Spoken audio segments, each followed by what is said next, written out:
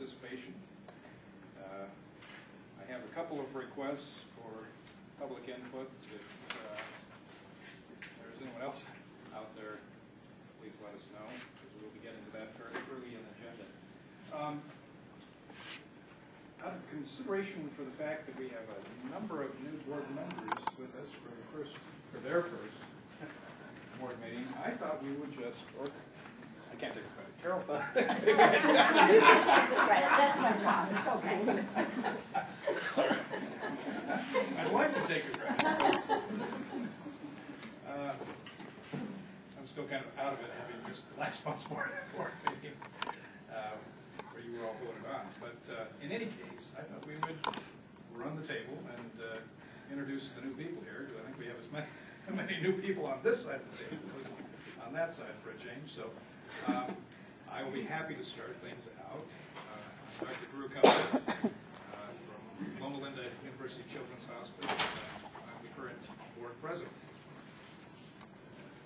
I'm Carol Fitzgibbons, Executive Director for the Center. I'm Jennifer Baca, and we were the Can you tell us? Yeah, I'm sorry. Tell us a little bit. Not great, but give us some detail. What county are you representing? Riverside County,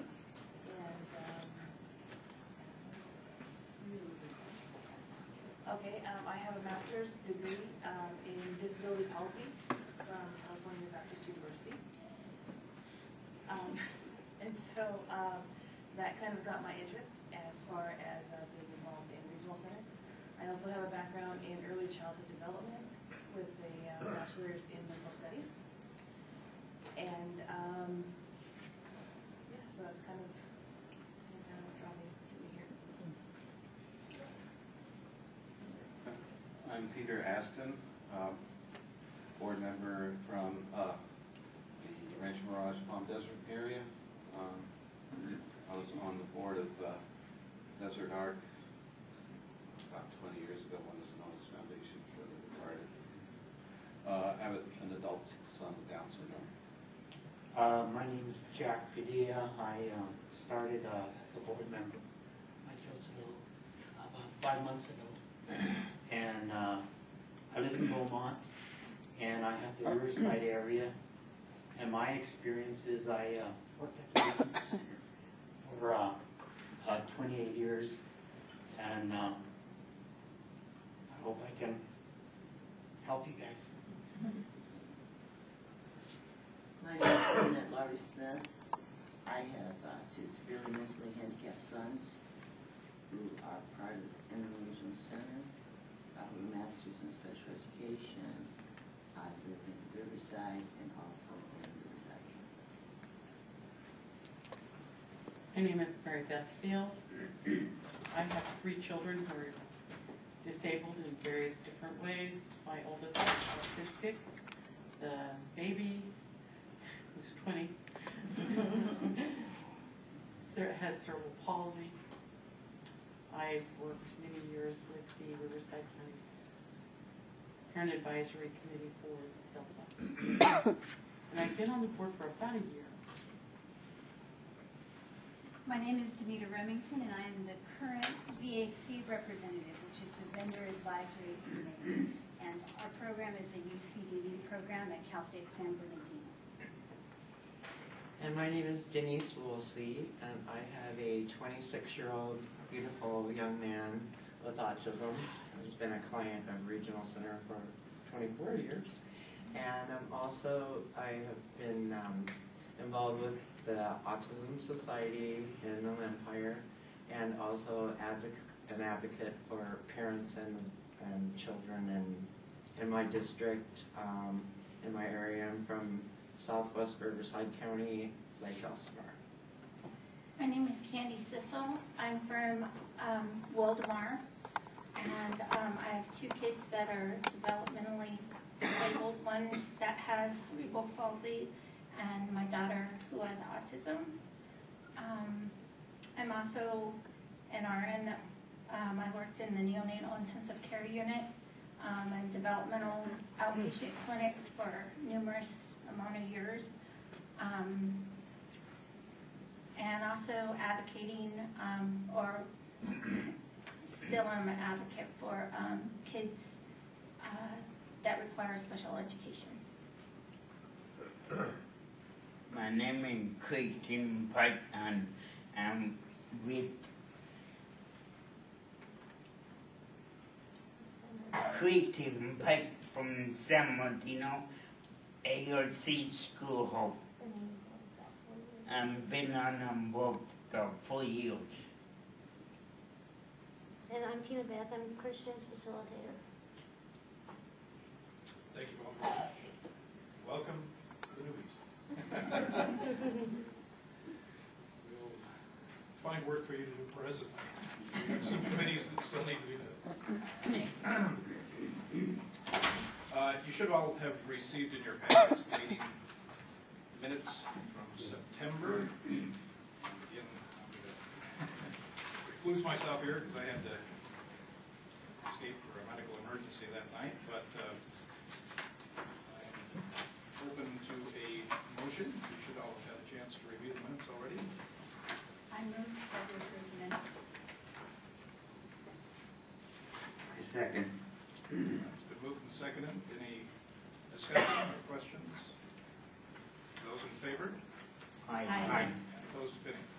Thank you. We're going to move on to public input.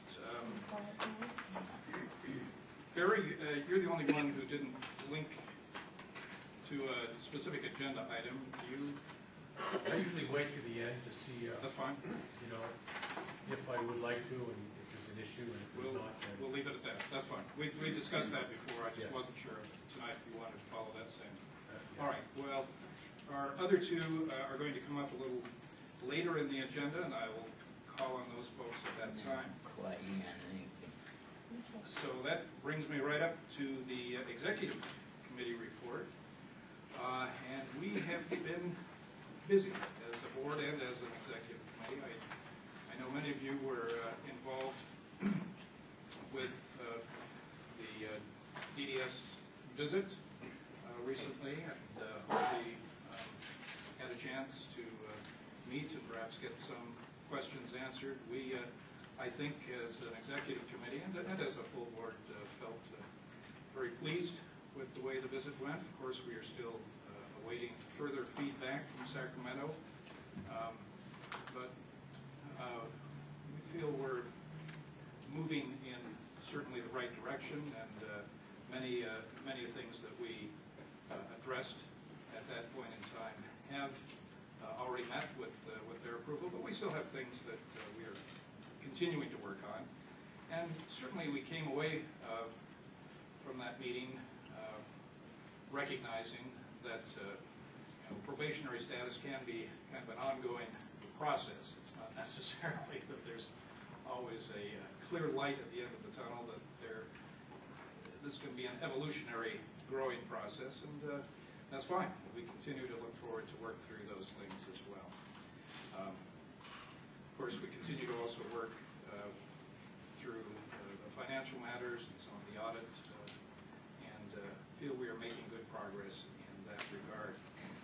As you can see, our nominating committee has been active, and we are filling out the board very nicely. We continue and will be pursuing some, what do we have, 2 consumer vacancies? We have 2 consumer vacancies right now, and then when Alma goes off in June, then we'll be recruiting for an additional consumer at that time. But we have some candidates, and we'll be looking forward to bringing some more consumers on board as well. We're certainly thankful for Christian's support. You're welcome. Enthusiastic support. Thank you, Christian. All right. Well, I think I'm going to keep my comments brief. So, Carol, I will turn the time over to you. Okay. I think you heard the numbers earlier in terms of what our active caseload is as of the end of September, and it's 26,854 consumers that we are responsible for and working with today.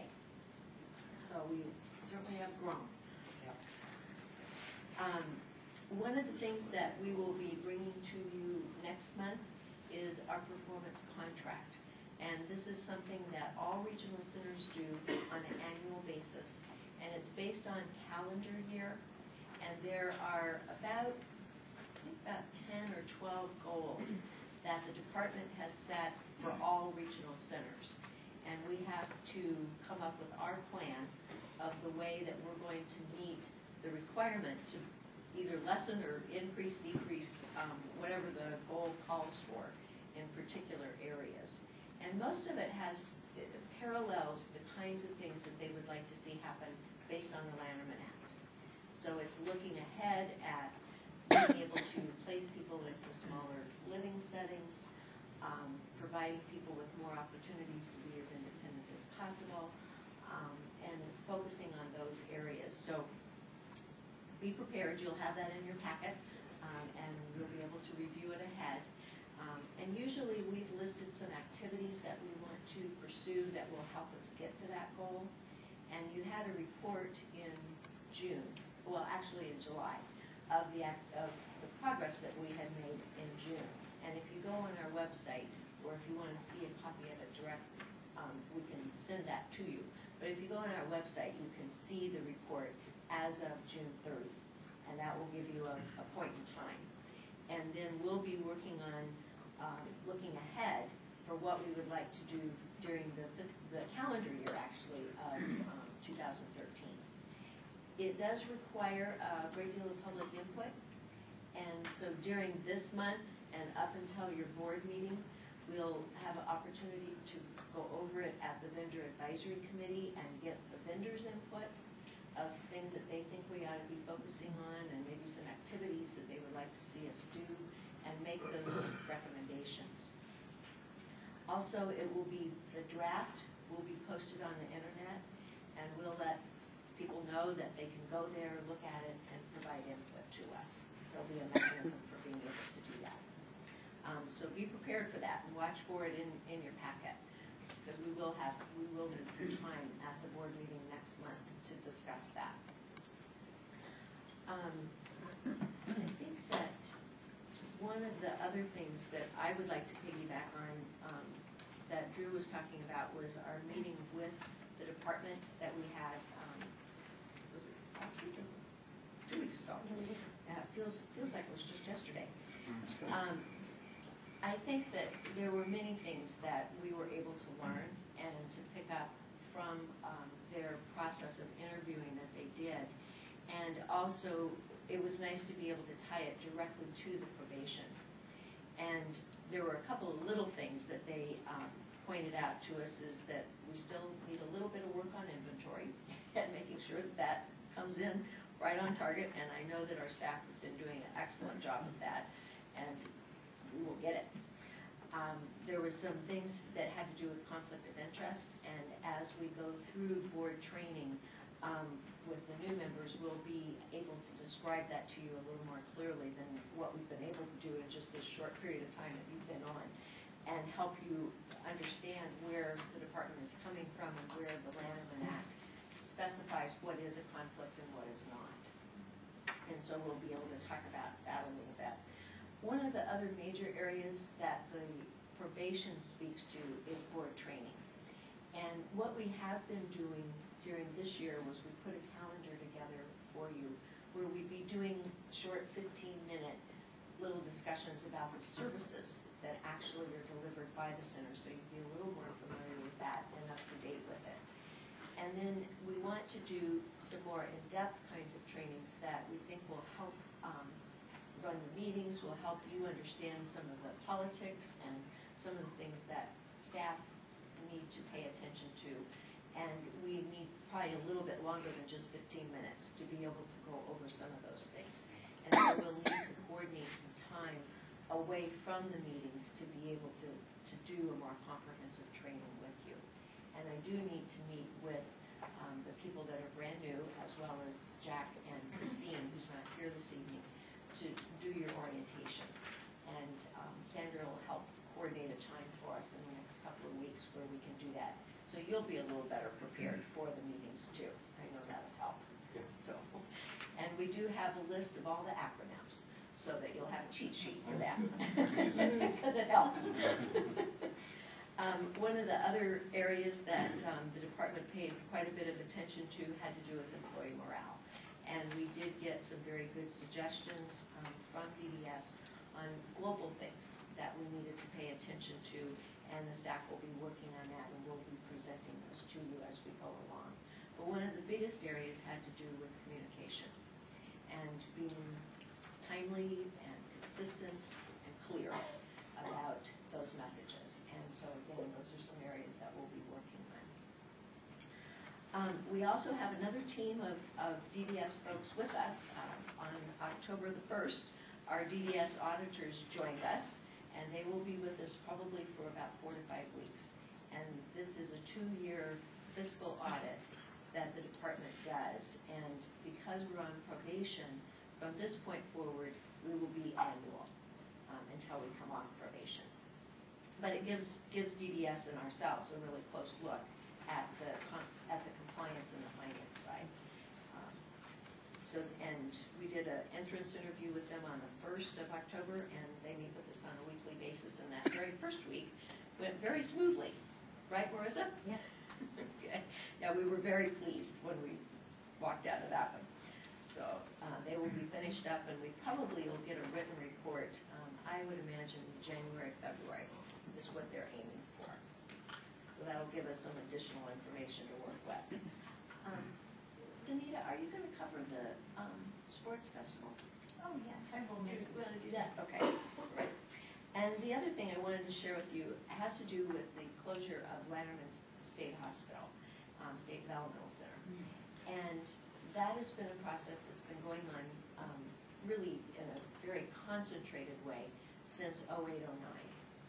And today, we have only 9 people for this regional center that are continuing to live there. And our staff are working very diligently. It's in Pomona. Yeah, it's about 45 minutes from here. It's in San Gabe's area. But that's really, really exciting and very rewarding to be able to place people from the state institutions into their home community. And our staff have worked so hard to match the kinds of needs that they have and be able to assist them in the community. And the providers have just been terrific that we've been working with to absorb these people into our home community. So it really is exciting. And there is a parent meeting that Alex Ruby and I are going to on Saturday, where we'll be discussing the rest of the plan with the families. And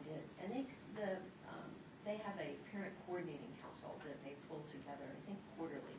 And then any parent that wants to come later in the afternoon to talk with any of us, they have a scheduled time between 12 and 2. So we'll be there in the morning for a meeting and then in the afternoon to talk with them as well. But this, sometimes the last group, you need to give a little extra support to and assist them in thinking seriously about what it means for their sons and daughters to be in the community. So our staff have just done a phenomenal job of helping people move. Everyone should be aware of that. That's it, sir. Thank you. We move on then to our financial report. Marissa.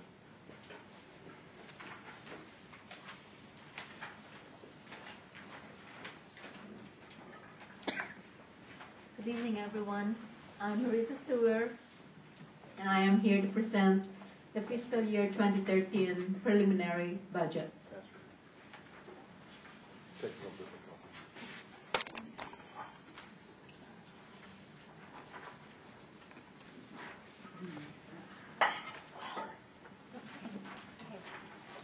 As you heard Carol said a while ago, we are preparing for another 5-year performance contract. And our current contract right now, we are on the 4th year of our 5-year performance contract. Every year that we go to our 5-year performance contract, the first year of that contract budget is called the A series The second year is the B series, third year the C series, and now we're in our fourth year of our 5-year performance contract. So now we are in the D series budget. Okay, so I'd like to give you a brief presentation on how we came about in preparing the 2013 fiscal year budget.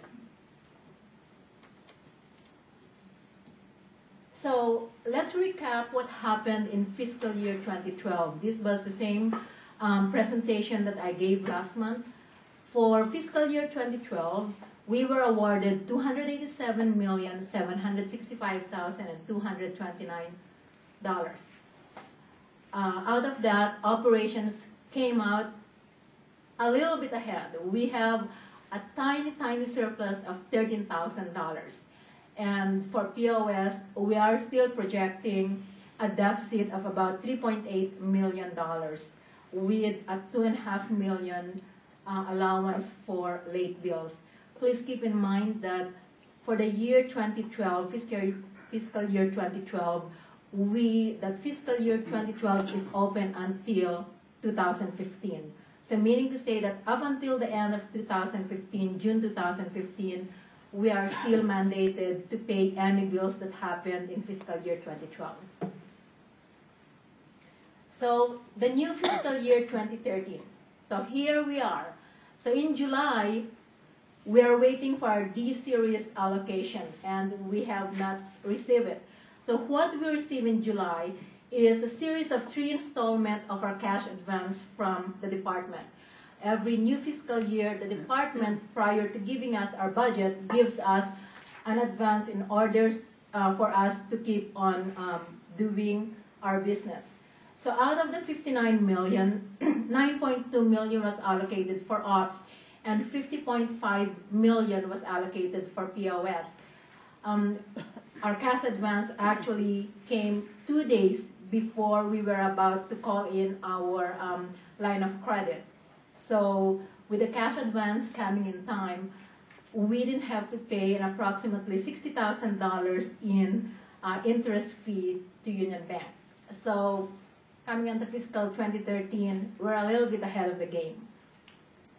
So in August, still no budget from the department. We're getting a little bit nervous. So in the meantime, what we did in August is to put the numbers together for the 2012 fiscal year, the one that ended June 30, 2012. Lo and behold, September 13, the night of the board meeting, we got our money, our allocation from the department. So in the D1 allocation, we were allocated a total of $272,503,026. Out of that, $46.7 million is for operations, and $225.7 million is for POS. Okay, so now we can begin putting our numbers together. So before we do that though, here are the things that we know is going to happen for fiscal year 2013. Okay, if you remember last fiscal year, staff are asked to work 7 to 8 hours per pay period, meaning to say that every Friday we are closed for 2 hours. That ended on June 30, 2012. So now we're back to our full schedule of 80 hours per pay period. Okay. Also last fiscal year, we asked staff, for everyone, to contribute 2% more towards their CalPERS retirement. That also ended in June 2012. So now we're back to just paying 2% of our gross pay towards CalPERS contribution. With the increase in work hours, okay, Social Security, employer cost is also going to increase. That's a given. Okay, and we know that effective October 1, the new plan year for health benefits, IRC has an increased cost of 9.9%. That's 9.9, not 9/9. Okay. So, additional considerations. Okay, our workers' compensation insurance increased by over $152,000. Okay, our clinical services contracts this year have an increase of 140,000. And because we're back to full swing, our mileage reimbursement is also going to increase because we are, for this year, we plan to fill the vacancies that haven't been replaced for years. That's an approximate 45 to 48 vacancies. So with that in mind, okay, we have our 2013 preliminary budget.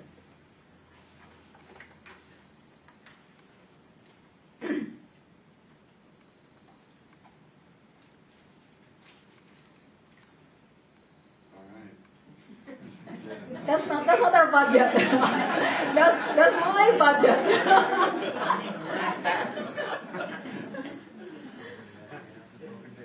Okay, technically.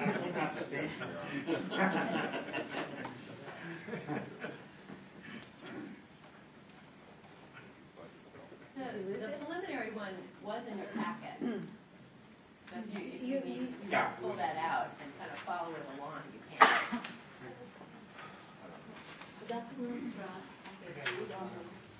There it is. Okay. So here we are with our preliminary budget. Okay, the operations budget consists of two parts.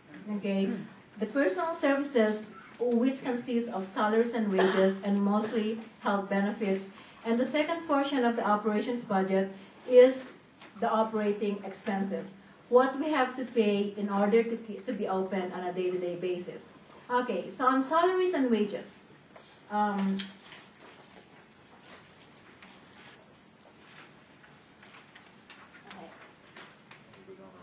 Yes. having a little bit of technical difficulty. I'll be here. So, could you please scroll up a little bit? Okay, so here it is. We compare what happens with our 2013 budget is that we take our actual expenditures for fiscal year 2012 and use it as a basis in order to come up with our 2013 budget. So our contracts for last year is 45.3 million. This year we were awarded 46.7 million. So an increase of about 1.3 million. Yay, okay, we're off to a good start. So now, let's take a look at salaries. Please keep in mind that we budgeted for replacement position of up to 48 positions. So putting that together, our salaries last year actually is 26.3 million. This year, our projected cost is 28.07 million, an increase of 1.7 million. Well, that wiped out our 1.3 million in increase already. So moving down, our retirement costs for CalPERS. As I mentioned a while ago, effective July 1, we're back to paying just 2% for CalPERS retirement.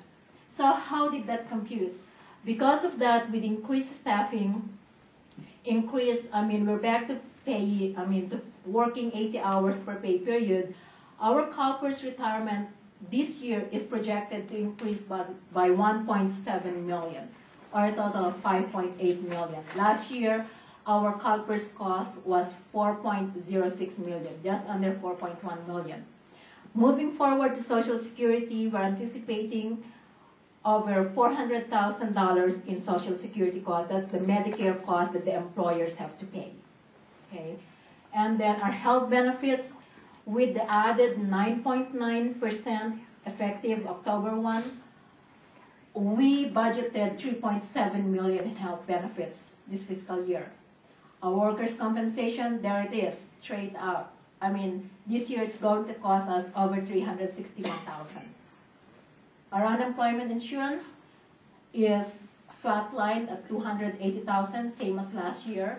We already got that from from the 501 joint, the one that administers our unemployment insurance. And our disability insurance and life insurance has a little bit of an increase. It's very, very minimal. Putting that all together, our personal services comes to 39.1 million or 83% of our total budget for ops. Okay, so now we have to work on the operating expenses. Operating expenses consist of equipment rental, maintenance, facility rent, communications, general office expense, printing. We try to flatline everything. And the cost that is known to us was equipment rental and maintenance because we have contracts for those. We have signed contracts for those. So we know that those are our anticipated costs for this fiscal year 2013. The facility rent. Okay, facility rent comes out of the D1 allocation. It's a line item in the budget. Okay, there's no wiggle room on that. I have to put that in there the way DDS has put it in our D1 allocation. Our facility maintenance, very minimal at $1,000. Our communications is made up of predominantly postage. Okay, as you know, we have a lot of papers that's going in and out of this agency, and our phone lines, and that comes to about $258,000 this year. Our general office expenses, those are our supplies at $75,000 this year, and our printing costs for any forms that we need to print, that we need to order because we cannot produce it in-house, is about $10,000. I mean, moving down some more, our insurance at about $272,000. Our data processing that's needed to process all the data that's coming in and out of this agency is at $352,000.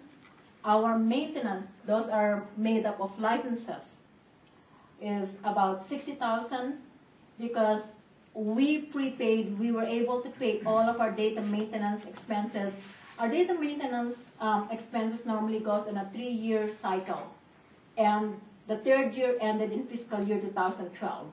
So that's why majority of those costs was paid last year, and then we are not going to pay them again until about 2015. Okay, so our bank fees, our interest expense. Interest expense, just in case we have budgeted for $65,000, that's the one that we hope in July we get our allocation just in time so that we don't have to spend that money. But we have to budget for that just in case it's late. Okay. Our bank service fees, I mean, it's at $144,000. Last year, our realized expense is $120,000. Our legal fees, okay, our cost last year was $457,000. We flatlined it this year, and we hope that the actual legal fees this year would actually go down. Our Board of Trustees expense, you guys are cheap, $1,500, you know. Our accounting fees, okay, as you know, we are going for a bid on new set of auditors as mandated by DDS, and we budgeted that for $60,000. Our equipment purchases, $140,000, and that's mainly to replace our old computers and our old equipment. My laptop right now is going on 6 years, and it's complaining that it doesn't work the way it should work. What can I say? You know, it works. Our contractors and consultants at $45,000. Last year, it was at $59,000. We put it a little bit lower because we know that some of the consultants this year was not working. And our temporary help, again, just a very, very minimal increase. And our temporary help are mostly our scanners for our case control department. Okay, travel and mileage reimbursement. Okay, it has a very, very slight increase. It's at $835,000. That's the second biggest line item in the operating expense aside from the rent expense. Okay, and our dues to ARCA, we don't have a way out of that. We have to pay it no matter what. And then our general expenses, all other miscellaneous that are not included in the above goes to general expense. And of course, our restricted line item of the FRC expense. Okay, Putting that all together, our total operating cost or operating expense comes to $10.3 million. Total expenses, you add the salaries and wages, and total operating expense comes to $49.3 million, or a budget deficit of $2.8 million. Okay, but hold on, okay? Seems very scary. Out of that, we're anticipating an interest income, okay, of about $90,000, and other income that's from spa money and from care provider training fees and other type of revenues. That's about $318,000. So if you net that against our deficit is still $2.4 million. Okay. However, we know that we're waiting for CPP money. Okay, that's in Salon's department. We're anticipating a $1.2 million in CPP money. Also, we have salary offset from our grant from PRRS, and another salary offset from Master Trust in another way of almost $300,000. Putting that all together, our projected deficit for this fiscal year is $827,000. Any question so far? Yes, Jack. CPP loans, what's that? CPP money, that's the money that we get that's allocated by a department for moving out the clients from the DC, from the... It stands for community placement. Yes, for community. Okay. Any more questions? Okay. No question on our yes. I have several questions. It says that you're going to have 45 vacancy replacements that have been, unless I misunderstood, that have been vacant for 4 to 5 years. Between 4, keeping in mind that those vacancies, they are not 45 all at one time. Because throughout the years, we did some selective replacement. The most critical positions were replaced, and CSCs has to juggle, additional caseloads, and that's where by the time that we plotted everyone that we have not replaced throughout the years, and plus growth positions that happened also during those years, it came to about 45 positions. So how many vacancies are there at this time that you actually will replace?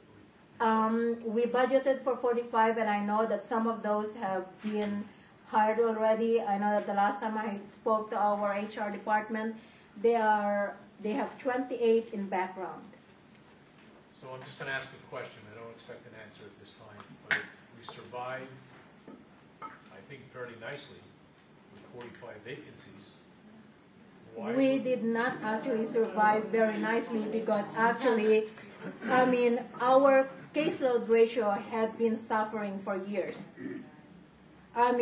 We had asked our CSCs mainly to do double duty, and it's showing. It is a disservice to our consumers that our CSCs are carrying a very high caseload.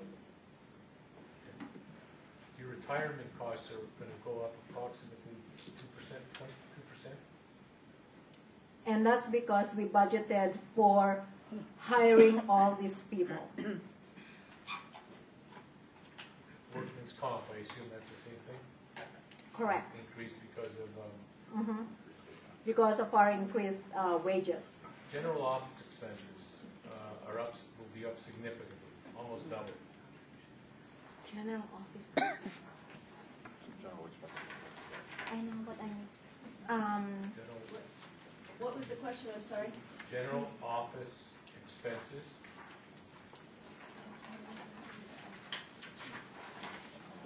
Oh. Hi, hold on. I think this has to do with equipment purchases that we made and also some supply purchases that we made at year end. And so we were able to take on those expenses and take care of it before this fiscal year. You're showing interest income of $90,000, but you're showing increased bank charges of $65,000. Is that bank interest charges? The 65 has to do with With the if we line have to of pay credit. interest. I'm sorry, with the, Line, that 65,000 has something to do, just in case we have to use our line of credit. We are anticipating that is the cost of borrowing money in order to keep us open in the interim, in the event that DBS doesn't give us our allocation on time. so that's a maybe. That's Yes, not- that's not- that is a maybe, but we have to budget for it. Thank you. I'm unclear on the 7%, the 4 and the 3 and the 2 and the 5. Last year, I believe that the employees were putting in 2%, and the regional center was putting in 5, but because of the budget constraints, we changed that where the employee was putting in 4% and the regional center 3%. Yes. And what's happening now? And right now, this fiscal year, we're back to employees paying 2% of the cost and IRC paying 5% of the cost. Okay. All of the cost savings that we put into place last year expired on June 30. And so this budget is based on making the employees whole again from what they had in the previous year. Does that make sense? Okay. So, any additional questions? This has nothing to do with the budget, but because I'm new here, I need to have a potty break. You don't have to ask permission. Action item, but I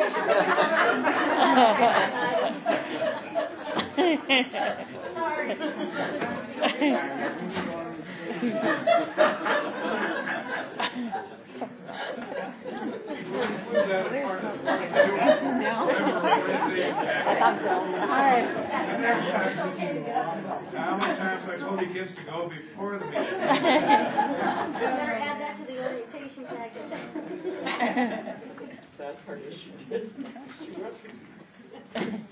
Marissa, thank you very much. Well, Obviously, that's this was just, a tremendous yes, amount of work, and we recognize that there's still a lot of questions out there, and things evolve, and things change, and, but we appreciate, good heavens, tremendous amount of work here, and you're trying to project as best you can. Thank you. And so, in closing, okay, I'd like to say, we'd like,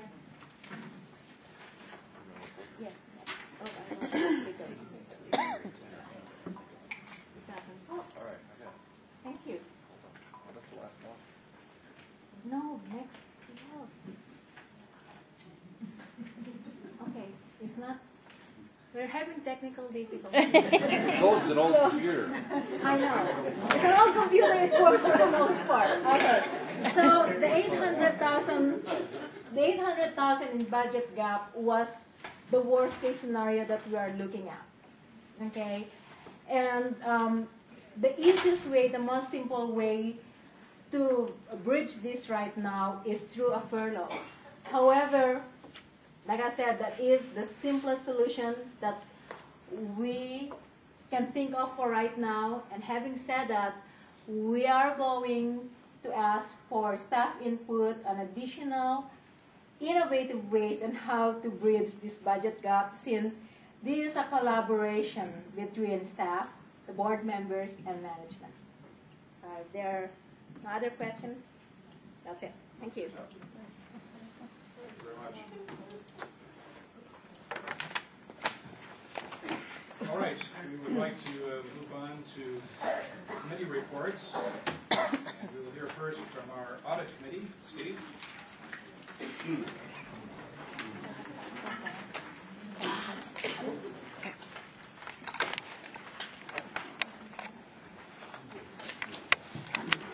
Good evening.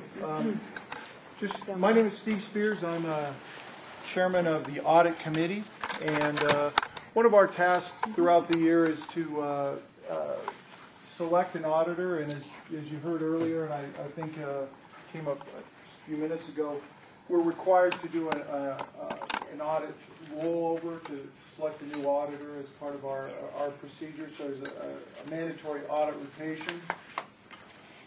In that process, we selected 4 firms and sent RFPs, which are requests for proposal to four firms, based on some work that Carol had done and regarding firms that had experience doing work with regional centers. With the four proposals we requested, we got two back. The audit committee met. We reviewed those two proposals that we received. We did some reference checks. We looked at bids and whether they were competitive bids. And one of our main requirements that we felt was very important was that they, the history they have with other regional centers. So with that in mind, and the committee reviewed both, and at the end we recommend to the board to the firm of Wins and McClaughry, I think I'm saying that right, they're out of Long Beach, and they do a number of other centers, and I think they'd be an excellent choice. I don't know if there's any questions? Or? Yeah, the comment that I serve on the committee, or I serve on the committee, and we're required to change auditors every 5 years, and the 5 years are up with the existing auditor that we've had. As far as I can tell, they've done a fine job, but I don't want the relationship to get too inbred, I suppose.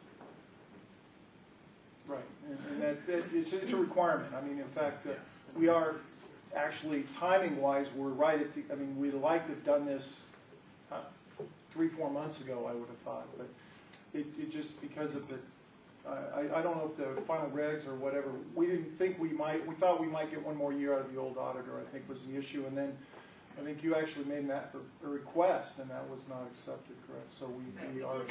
Just because of some of the changes and so forth that were made within the financial area of the center, we did ask for permission to keep with the same auditor for one more year with the department to see if we could get permission for that. And the response came back, we can't change the law. So that meant that we were obligated to go out to bid this year and to follow the actual calendar that was put into place by the department. Any other questions? Questions for Steve? All right. Do you mind staying later for the vote, or do you No, want to take? I'll stay for... We can do it now, Steve. Doesn't matter, I'm not going. We'll get to you again in just a few minutes. Thank you. All right. Our vendor advisory committee, Danita? We have not had a meeting since our last meeting here together, but we do have one scheduled for Monday. So if any of you want to come see a VAC meeting, it'll be here Monday at 10 o'clock.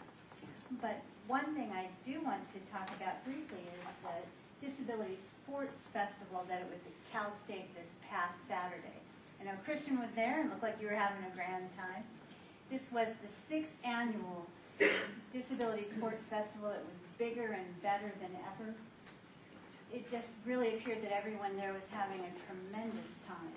There were more activities, more sports, more attendees, more volunteers.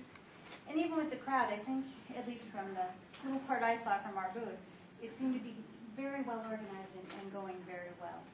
So for any of you that have not seen one of these events, mark your calendar now, because it's always the first Saturday in October at Cal State's campus. October 5th night year. Is that what it'll be, the 5th Yes, next year? Great. October 5th night year. Plan on being there. It's really great fun. Did you enjoy it, Kristen? I do the rock climbing Did the 5 rock times. climbing? 5 times. That's a lot. I did it once next to him and was like, How much was that little girl way down there? No, I froze. He did good. It was awesome. What about the bikes? One of those ride bikes? And the bike, we are good. The hand pedal bikes. Oh, cool. Oh, neat. They were very challenging. The next day we called each other. We were very sore from all the activity. We did kayaking. We did that. Gosh, gosh, it was neat. It was the first time that I'd been back there since the first annual, and it has grown tremendously. I was just really impressed. We had a blast. We were there all day. And Carol, you were there and enjoyed it as well? I was, and I learned a lot too. It was the technological pieces that were there for people to experiment with and learn a little bit about were phenomenal, and stuff that was just right off the shelf that had just been done. So it was pretty exciting. And the excitement of all the consumers that were there too was just wonderful. How they just went, oh, this is great. And the people that were helping were just so good with everybody there. Just, all right, here, we could do this, great. And the encouragement. And this was the first year they integrated it for people to participate. And I found that really good with the other consumers because we were able to be right in there with them and offer encouragement. Come on, you can do it. So it was neat. We've been talking about it for days. I still have pictures. And speaking of pictures, the photographer on campus at Cal State did a little slideshow, and I do have the link for that back in my office. I didn't think to bring that with me. But if you want to see the link, email me, and I'd be happy to send that to you because it's a very nice little slideshow of the event. Bob, you're already there. Master I'm Trust. already here. Good evening. I think probably about the only thing to catch you up on what we're going on in Master Trust is... Is your mic on? Is it on now? Oh. Hey, do you 1, 2, 3? 1, 2, 3. 3, 2, 1. Hello, anybody in there? As of September 30th, the portfolios have been fully transferred from Merrill Lynch into Clifford Swan, or Charles Schwab, who's the custody agent for Clifford Swan. And the investment committee of the Master Trust had a meeting with Clifford Swan this morning, and before the trust committee meeting, and it was very successful. We got to talk with them. They got a good look at our portfolio now and advised us on some more changes to be made in the fixed income part of it, and some guidance as to where to go with our allocations on the investment side. So, any questions? I'll be back. Thank you. I'd like to hear from another way, Susan.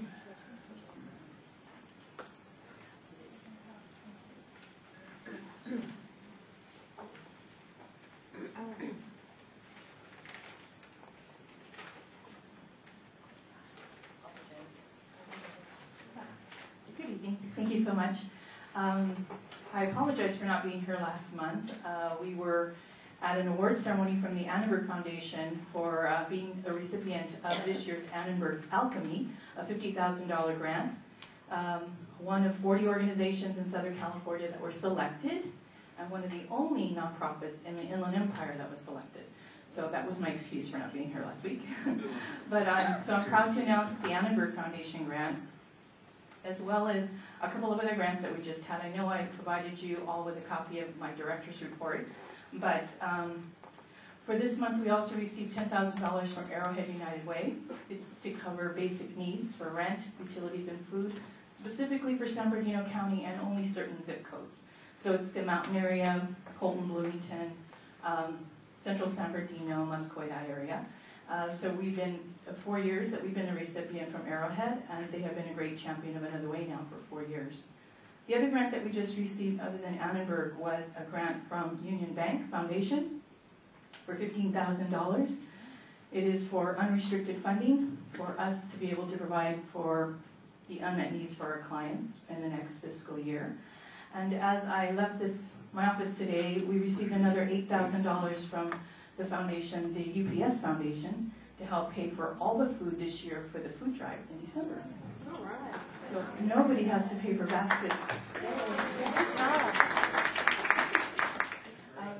Because we're maybe jumping right over to the holidays, and we're in preparation for that already. We're doing about 2,000 baskets again this year for Navidad in El Barrio. The date that's set is December the 15th, Saturday morning, from 7 in the morning until 3 in the afternoon. We will have 5 distribution sites, as we've always had, one in Palm Desert, one in Riverside, one in Barstow, one in Victorville, one in Riverside County at Desert Arc, and one here at Inland. So we welcome all of you to come out and volunteer. We have approximately 200 volunteers that come out for that event. And families that, you know, it is really probably my favorite holiday of the year for us to do the food drive. We're also getting, In-N-Out Burger Foundation is going to have their little truck to provide lunch for all the volunteers. So that's also being provided by a grant.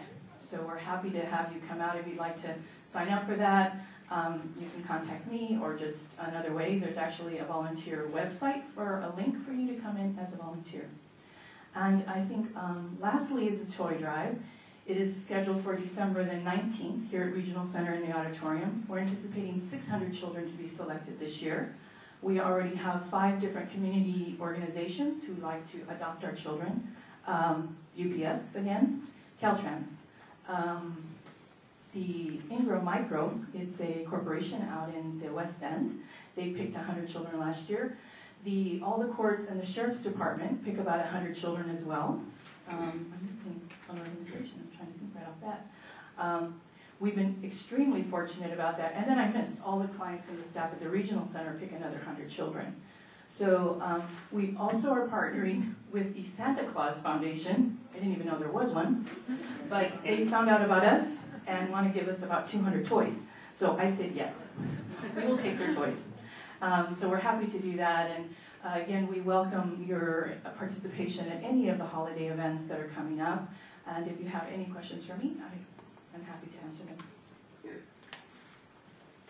I don't have a question. I would like to say I always enjoy when you come to the mic. I always enjoy That's your so kind. enthusiasm and the good news that you always. Thank you so much. That means a lot to us. Thank you very much. Thank you. Have a good evening. All right, we will not have a report from the CAC. Stephen couldn't be with us this evening. We move then to old business, but that item we will not be leaving with as, did you want to say something, Bob? Yes. The Master Trust has requested that we withdraw this request from the committee. So we will table that. Thank you. Thank you. All right, so that brings us to new business this evening. And Steve, we could have you come back up and give us your recommendation.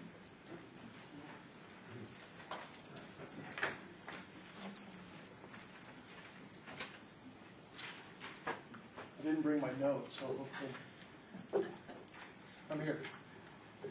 Well, if you would just, I guess if you would restate the committee's recommendation, and then Okay. We will hopefully have a motion and second and discussion if there is any. Like I said earlier, the audit committee did go through the process of reviewing the proposals, and on our completion of that work, we recommend to the board the Wins and McCaffrey firm to provide the audit for this coming year. Could I have a motion, please? So moved. I'll second that. Any discussion or further questions? I know Steve has already. I had a question. Go ahead.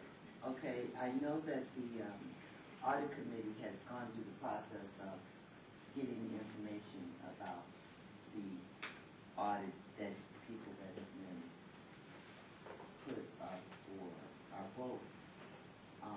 But I myself don't know anything about them. I was wondering if, since you run the committee, you could maybe enlighten us or.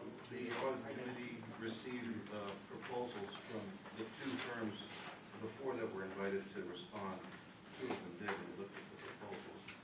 And the one that we've decided to go with is the one that has more experience in the area and greater resources altogether as a firm. So if you want. How long is the experience? How long is the experience? They've been in business for 80 years. There were 2 firms that came together, and both firms had a great deal of experience in working with people working with agencies like ours.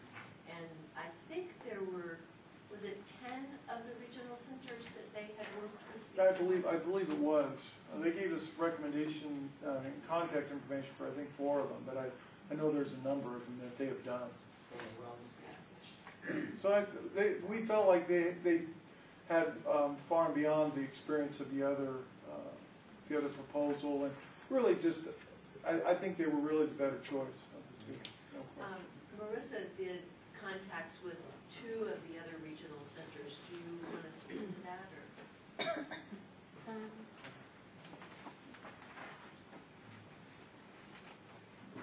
I spoke to the CFO of North Los Angeles Regional Center, Kim Rolfs, and she has nothing but good things to say about Wins and McClurry, or a very hard name to pronounce. And Ms. Rolfs told me that had it not been for the new mandate of DDS, they would not have changed CPA auditors. And as a matter of fact, she said that Wins has been very responsive, and they're right on their deadlines, and they make sure that all the things that DDS is looking for CPA auditors, they have it. I've also spoke to another CFO of Regional Center, that's Harbor Regional Center, Ms. Wada, and she said that they have wins for auditors for over 20 years. And again, they wouldn't have changed auditors had it not been for DDS requirements. And they have retained Wins as an auditor for one of their foundation. So I left a message with another CFO, but I wasn't able to get hold of her. But the 2 CFOs that I've spoke with have nothing but praises for Wins. Thank you very much. I guess my question would be the auditors that we had before that we were no longer able to have again, which is what the lady had said when she came out and did the demonstration for us. Did they also recommend the ones that we select? I mean, now that they are no longer our auditors and you guys like them, I mean, I would think. I don't think that was a part of the process. I mean, I'm a CPA, and that's generally I don't think I've ever been, the successor auditor. It's not something that would come up because we don't really know them. I mean, we know them as a firm, but we wouldn't know the work they do or anything intimately like that.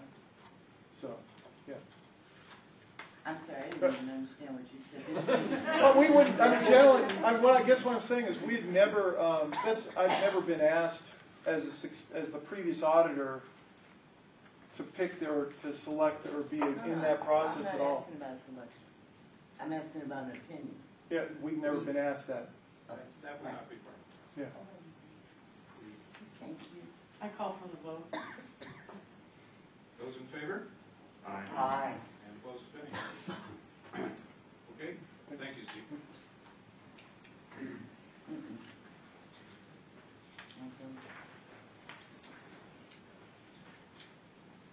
Okay, our next new business item, review of parent steering committee. We have, Salon, we actually have a couple of public input. I'm going to take them first. Let you make the presentation, if you don't mind. So I call Keith, I'm sorry about the last name. Is it Nelson? Yeah, thanks, Keith.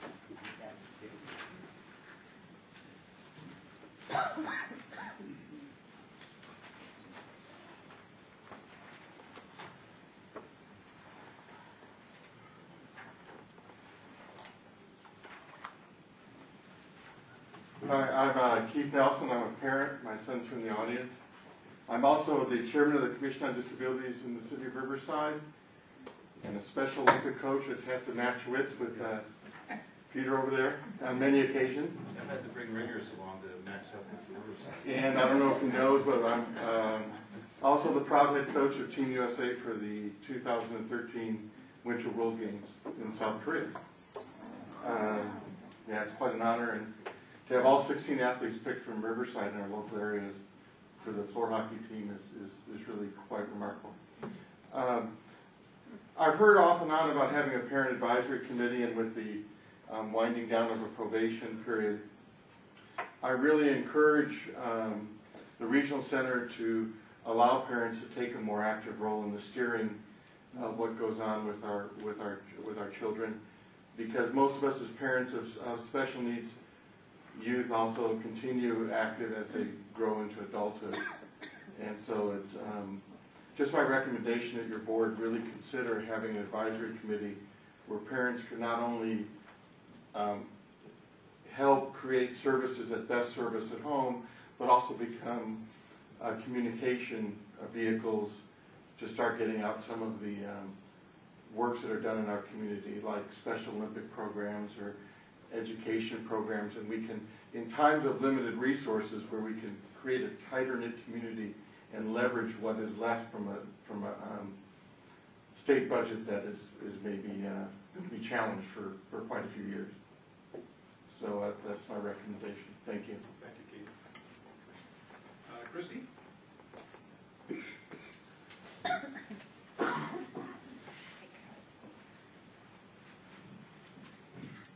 Well, I was going to talk a little bit about SB 946, but I think I'm going to save those comments for next month, because you guys see me here every month anyways. And I'm going to focus on tonight on the Parent Steering Committee. I'm not certain what the recommendation will be going forward with the presentation tonight, but I'm very glad it made the agenda. In an effort to have transparency and accountability, fellow parents, including myself, want a Parent Steering Committee. This agency is on probation, and when ideas come forward promoting more transparency, accountability, rooting out waste, fraud, and abuse in the system, these should be propelled forward by this board. The Parent Steering Committee would be an advisory group to this body, the Board of Trustees here at IRC. Parents pioneered the regional center system in California. Somewhere along the way, our voices were drowned out in the process. We want a voice again. Thank you.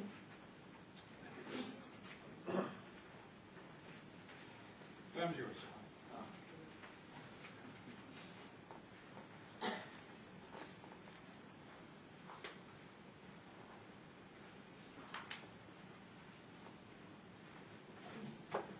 Good evening. Can you hear me? Perfect. So I was given the task to research the Parent Steering Committee. And let me give you some background and then a recommendation. 14 years ago, the Parent Steering Committee was formed at IRC. There were about 6 parents at the time who kept this committee alive for 3 years before it ended in 2001. The main purpose was to work in partnership with IRC in order to bring in more education and information to families in the communities. Nobody in the community had any personal agendas or interests. The committee reported to the IRC representatives, who ultimately will report to the executive director. If there was a big announcement, those IRC representatives would come to the board and would tell you there will be as an example, there will be a festival on such and such a date. But that was the whole relationship, between the parent and the board. The biggest accomplishment was the creation of the Fun Festival. This was a way to bring our IRC vendors and the community together and provide the education and the information that the community needed. The biggest challenge was sustaining the group.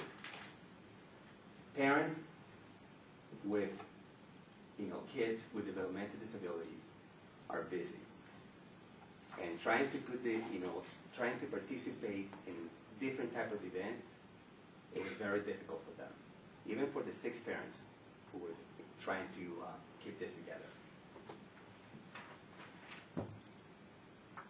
The Parent Steering Committee started having problems recruiting parents, keeping the existing parents together. and having problems helping out in the events. It was finally over early in 2001. So the main topic, the main theme in all this was education, information. And the Family Fun Festival was the biggest thing. We're expecting 2,000 people, about 2,000 people, by the way, on October 27th. And at that time, we provide information and all the education that we can to the community. But here's the difference. Back then, we didn't have as many events as we have, as this year. It's true. Back then, we didn't have as much information in our website as we have now. So, and back then, we didn't have as many outreaches as we have now. So so we are providing as much education, as much information as we can. So in conclusion, the Community Service Department is now prepared to have a parent steering committee. Any questions?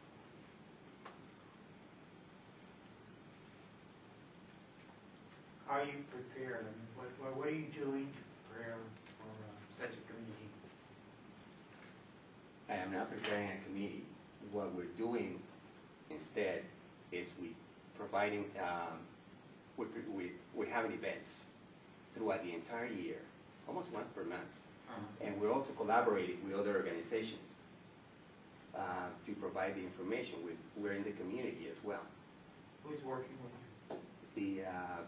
My department, the community, CITU department. It's the Community Information and Training Unit. Okay. And how many people are there? We have about 4 or 5, I believe. So how are you going to get the parents to get involved? And That's a good question. That's what you're going to start doing. Well, we need to do some additional research and some additional learning on exactly the most effective ways to make this happen. If it's something that the board feels that the agency needs to move forward with. We want to take small, well-planned steps to do it effectively and efficiently. So right now, we're just trying to gather more information. There's no action the board needs to take right now. I don't think we need to take any action. I mean, that's my opinion. I think that we need a little direction from you if you want us to move forward with doing some additional research and planning. That would be really the only input that we would need at this point. Okay. When you stated it, maybe I wasn't paying attention. So you are not prepared to have Correct. a parents steering committee? Correct. So we will not be, we are not prepared. You didn't hear it. Well, We thought you were understood. We thought it was a little bit difficult. So you are not prepared. I am not prepared. We're not prepared to do it today, for sure. Just clarifying that. It is you're going planning for to it. take quite a bit more work to be able to make that decision that we can make this happen effectively.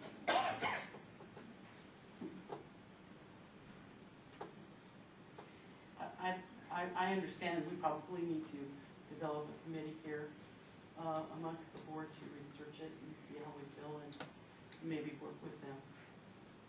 That would be my thought. Absolutely. I think that is really, as a parent. So we'll need to discuss that in, probably executive committee. Because all committees come from there. I didn't have a question, I had a statement. I understood exactly what it was that you said, and I understood the reasons for why you had said it. It made a lot of sense to me. Because the 6 people, strong people, I'm sure, dedicated people, I'm also sure, very much concerned about the future of their children and other children like their children. They're busy. Okay, they were very busy. Mine are grown, I'm still very busy. Every second of my day from 4 o'clock in the morning is accounted for by my sons. They have a program. So, my thought, as you were saying that, and perhaps what the board, we could discuss because is to get the information out there, to have people, it's so important when you're a parent of special needs children, especially when they're young, and especially when you don't have any experience in it. I was thinking more like Blackboard. You know, when I was in college, you could write in, other people wrote in, wrote back, gave you information.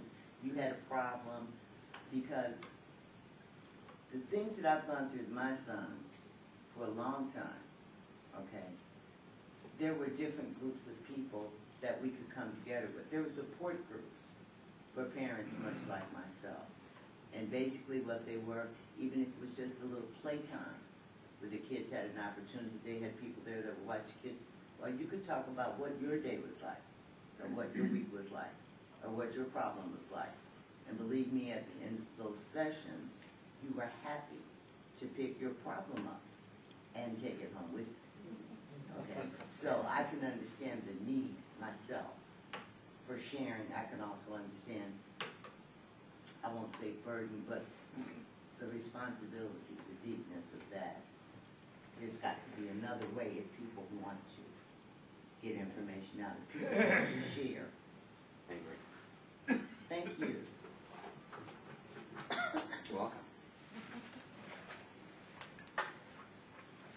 Do you need a recommendation from the board, or do we have what we need to move forward?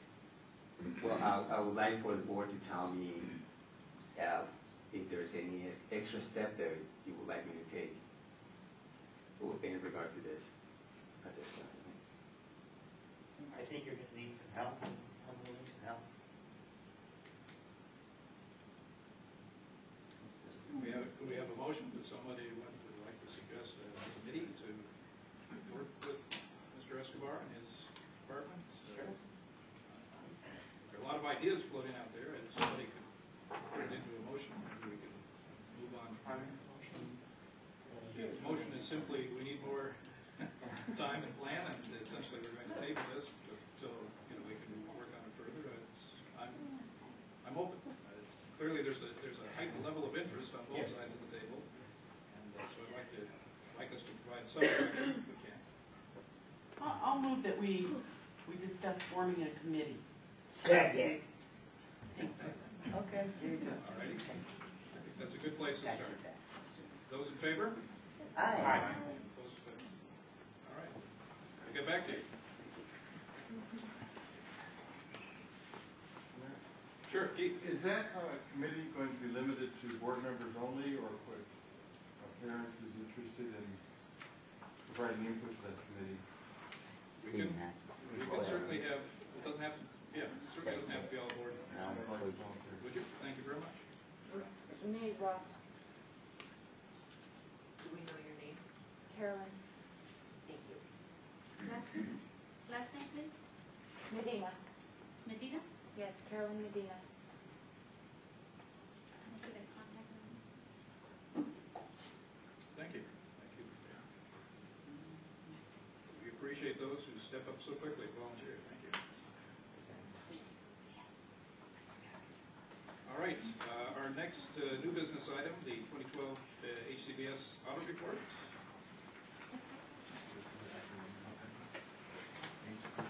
Good evening. Good evening. I'm Margie Henderson, the Director of Adult Services and Federal Programs and Transition Programs. For the Board of Trustees, I'm going to be making reference tonight to the packet that was sent to you in the mail. The cover letter is a cover letter to Dr. Cutler dated August 21st. It contains the executive summaries of the monitoring report. Do all of you have that? It has Department of Health and Services at the top of the letterhead. And it's from Jim Knight.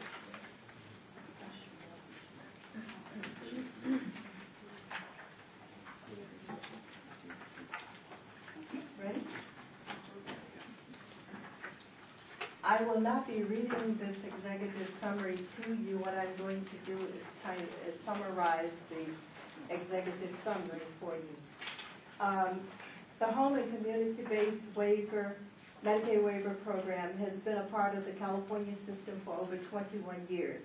All 21 regional centers are part of this program.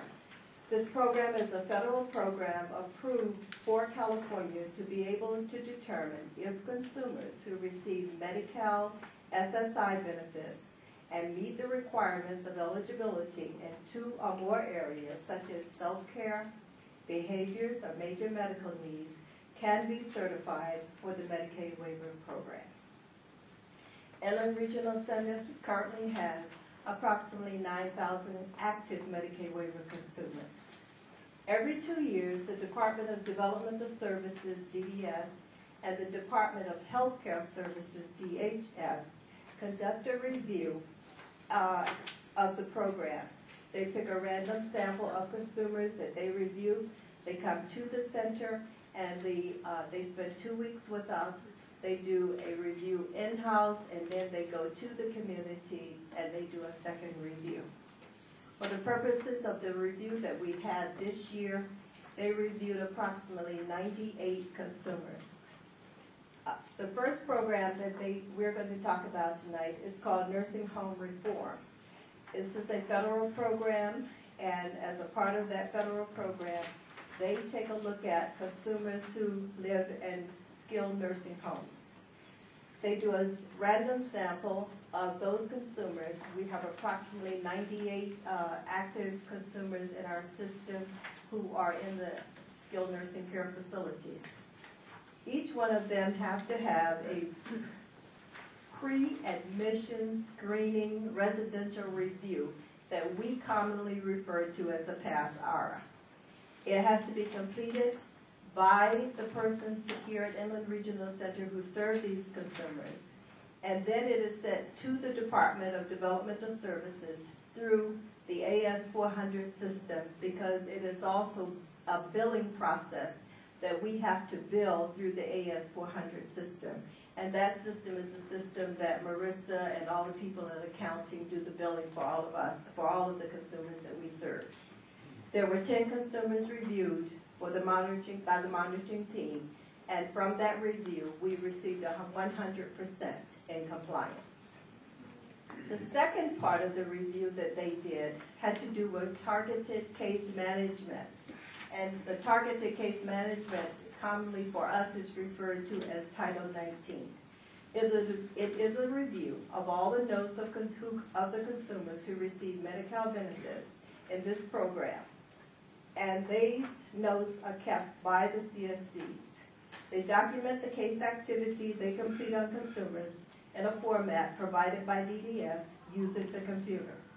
There were 4,635 billed units reviewed. In order for DDS to be able to bill the federal government for the units, they must be written demonstrating that the information that was related to the consumer is documented correctly. The sample reviewed consists of 50 consumers. Of the 4,635 units, 4,444, or 96%, were consistent with what is expected and allowed by the department and the federal government for the units. The number of units that had to be deleted as non-allowable was 191 units. This has already been corrected, and they have been reversed and returned to DDS, and we are no longer receiving any funds for the 191 units that were out of compliance. This requirement has been fulfilled, and we work along with Debbie Manning's unit, and we work with the IT department, Vantron, in order to make all of these corrections happen, and they have to be completed prior to this report being sent to us by the department. So this has been completed. The largest part of the review that is completed is the monitoring protocol for the consumers who actually are in the Medicaid waiver program. Of those consumers, we had 98 consumer records reviewed.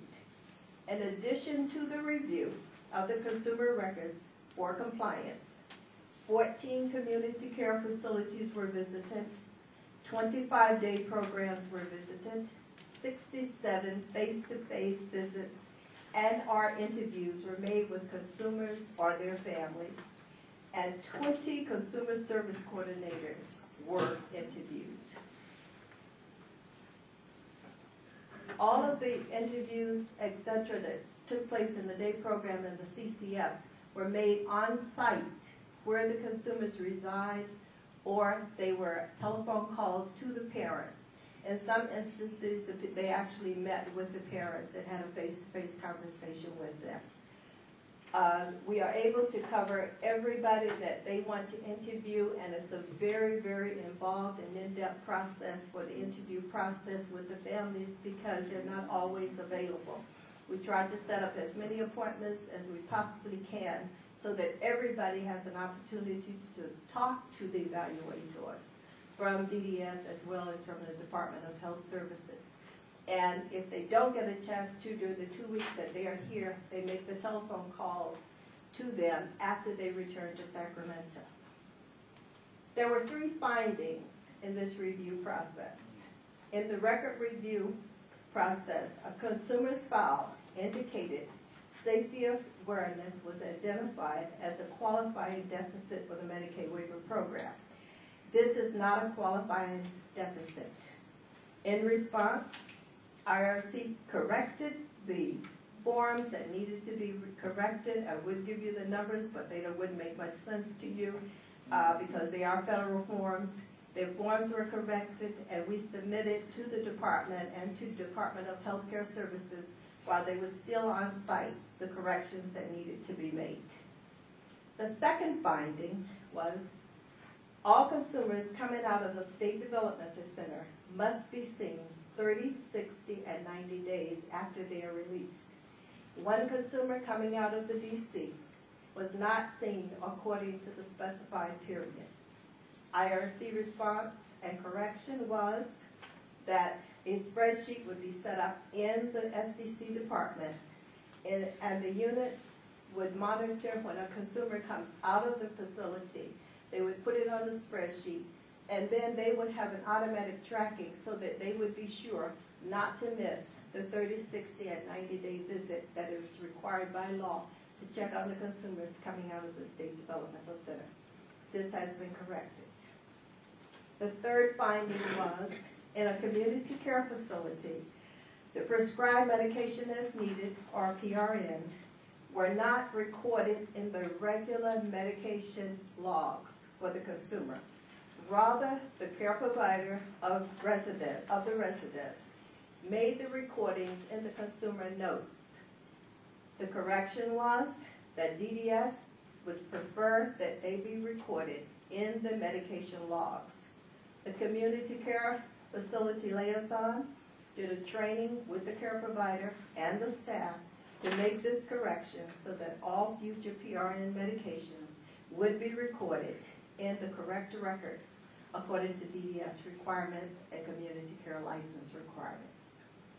We are very proud of our report, and we are pleased with that because our staff should be commended for the excellent work that they did and that we were able to so quickly correct in a very, very timely manner. Are there any questions? Congratulations. Bravo. Are there any questions? Thank you, Margie. Any questions? Thank you. As you can tell, that process, even the review process, is tedious.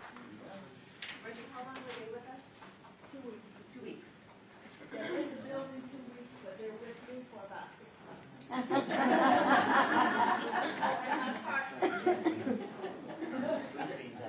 And they do make their rounds.